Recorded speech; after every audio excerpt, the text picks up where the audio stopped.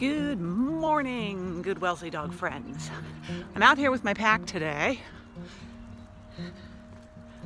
and I wanted to answer a common question that I have been frequently getting from different people about how to stop my dog barking and lunging at other dogs that are coming toward us when we are out on a walk. Well, your dog is lunging and barking for one of two reasons, most likely.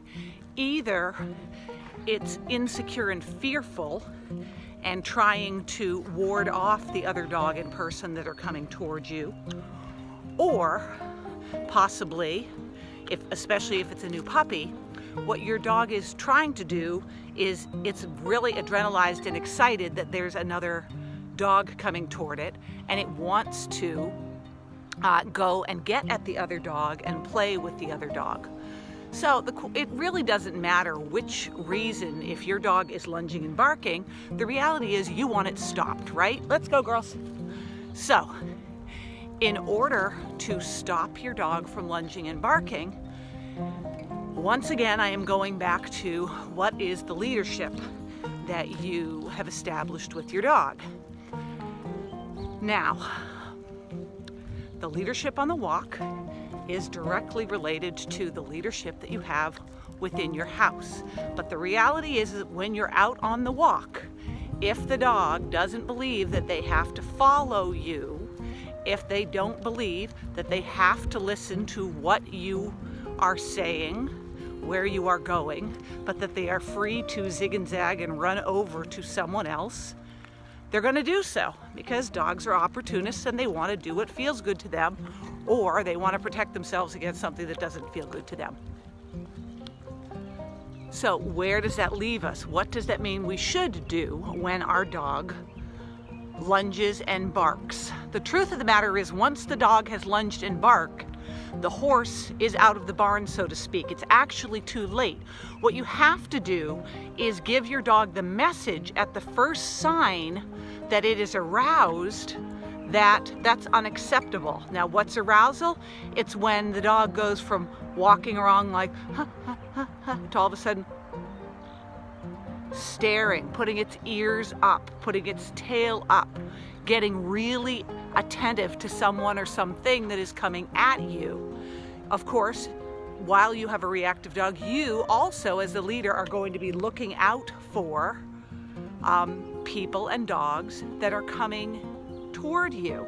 So as soon as you see, or as soon as your dog indicates to you that a person or a dog are coming toward you, you're going to start being proactive with your dog. I don't want you to get tense, but you do need to make sure that your leash is an appropriate length. I don't want you to keep it short and have it tight, because that's just going to make the dog feel like it's being held back and will make it want to lunge even more, because it's going to feel your nervousness down the leash.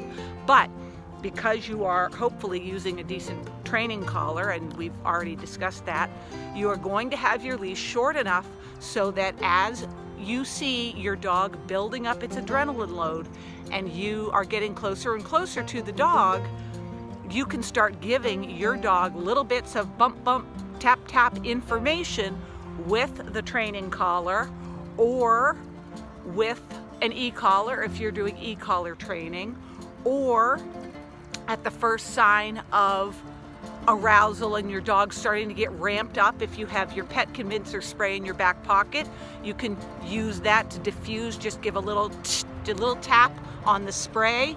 But the key is to keep moving through all of this. Do not stop. Do not try to get your dog to sit down and watch the other dog go by. That is advice that works for almost no lunging and adrenalized dogs. What you want to do is show your dog through your action that you are in charge. There isn't a threat. You're not upset or concerned about the dog that's approaching you, and send that energy down your leash and with your actions to your dog so that they are not to explode. Now, Does that mean you don't have to correct them? No, you do need to correct them. You need to tell them that that is not acceptable behavior. The problem is, it's uncomfortable to correct our dogs in public. I know it's hard. Frankly, that's one of the best reasons, other than off-leash freedom, for being able to use a really high-quality, low-level e-collar, because you can tap your dog on the shoulder and say, hey, knock it off, without anybody actually knowing. And then you're far more likely to follow through with it and be able to have a much better walk with your dog and a much more tuned in dog to you much more quickly.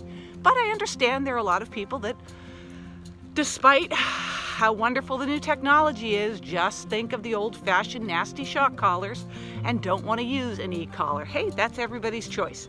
But regardless of how you correct your dog, when you have a dog that's lunging and barking and acting scary to other people and other dogs and or making you crazy, you have got to put an end to it by correcting your dog in whatever way your dog tells you is necessary. I hope that's helpful. I'll see you soon. Bye-bye.